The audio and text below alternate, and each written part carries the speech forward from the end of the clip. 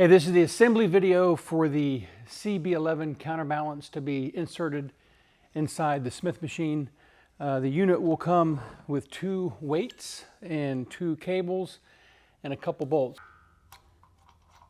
So the first thing you want to do is attach the cable to the weight itself. You have 2 ends. It's going to be the end with the threads and the nut right there. And you'll find on the weight, one end has a hole on it.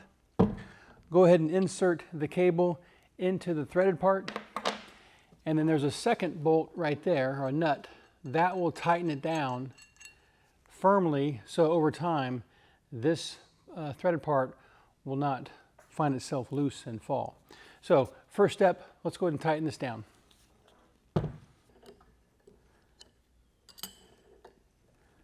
Now over time, your cable is going to want to have its tension inside it. So when you open the cable up, let it relax itself and find its natural form to expand. Because as you tighten it, you can see here the cable wants to go around the weight.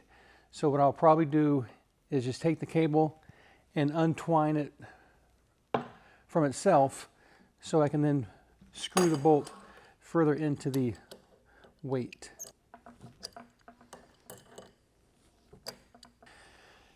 Okay, one is done. There is no left or right in this setup. It's cable, weight, and bolt. There's no front, back, left, right, up or down. So basically, once you get both of them attached, then we'll approach the machine and put them in.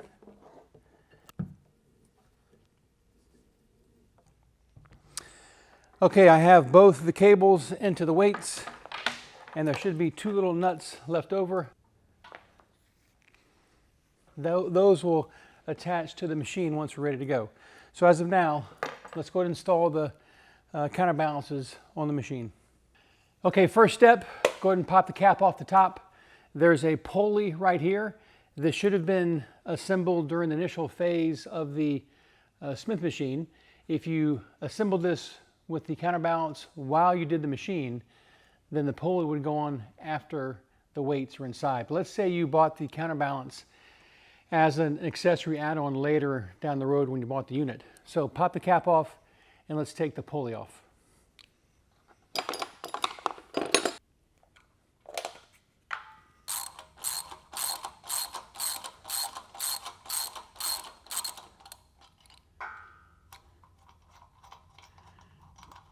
There are also 2 bolts in the back holding the beam up. 2 of these must come out so the weight can slide down inside the frame. So there's 2 still holding the front part on. Take off the 2 holding the back part on. And no, the rack's not going to fall apart with these 2 off the back side because you have the 2 on the front, which will hold it in place. Okay, a helpful hint: when you lower the counterbalance weight down the frame, it's kind of hard to hang on to the cable while you're doing all the tightening. So what I do, I take out one of the pegs down below. I insert a screwdriver inside the hole. So as the weight comes down, it'll catch the screwdriver and wedge itself so the weight can be off the cable. So down it goes. There it is. It's on the screwdriver. So now I can comfortably mess with this without trying to hold the cable up. Okay, cable's in place. I now want to put the pulley back in place, but let's thread it first. So insert the cable.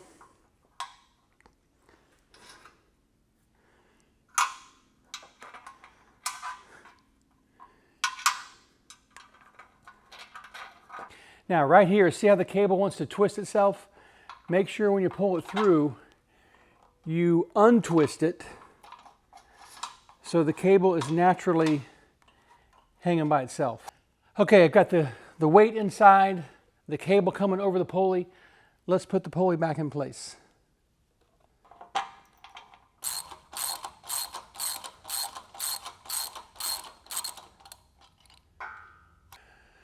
Cable's in place, pulley's in place. Now we're going to attach the cable to the actual bar itself. And that's where these two little nuts come into play, one each side. So on the carriage, the bar carriage, there is a hole on the back of it that this guy will bolt into and hold the cable. So this is where to make sure the cable is as slack or straight as possible. I'm using the safety catches in the spring to raise the bar up so it's higher than the cable, so there's no tension. I roll this forward so I have access to the backside. So you need some nimble fingers to get back there and put it in place.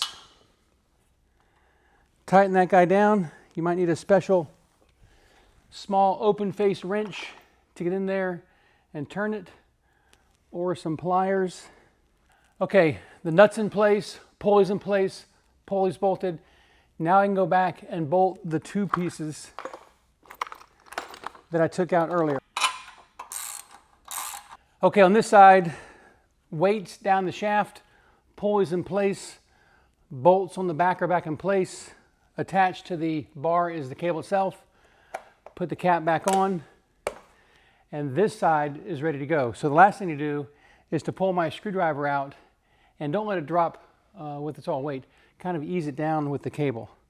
So I will pull up on the weight, take my screwdriver out, and just slowly, and there you go. So now put this guy back, the pin back in.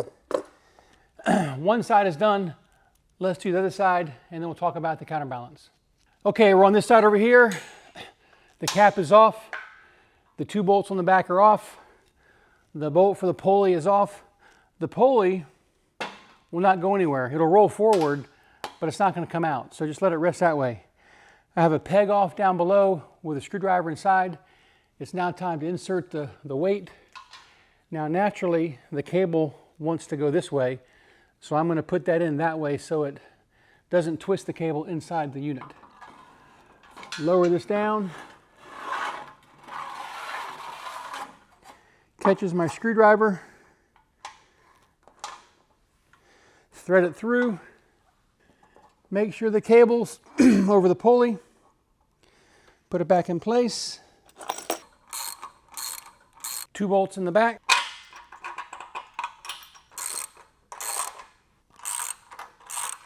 Bolts are tight, pulley's in place, cable's over pulley, cap goes on. Now let's attach the cable to the bar. A helpful hint, I put the nut in the cable eyelet and bring that down and hold it in front of the hole and then push it with my fingers. After a couple of spins, it should catch. Same thing, hold the screwdriver, pull the weight up, take it out, and slowly let the cable down. Okay, put the peg back in place. Okay, now we have the counterbalance inside the Smith machine. So you're probably asking yourself, all right, what does that do? It counterbalances the bar weight to the weight, so your bar is in essence zero. So right now I have the safety catches off, and the bar is free floating right there by itself. So with a little pressure downward, a little pressure upward, that's how easy the bar can move. So you're asking why? Well, some people don't want the weight of the bar to start off with. They might want zero weight. They can add 10 pounds, 10 pounds, there's 20 pounds. But if they don't have the counterbalances, you're starting with 35 pounds just from the bar itself. So it does help some people train as far as lower weights. Bring these back in place, and that's the counterbalance to the Smith machine.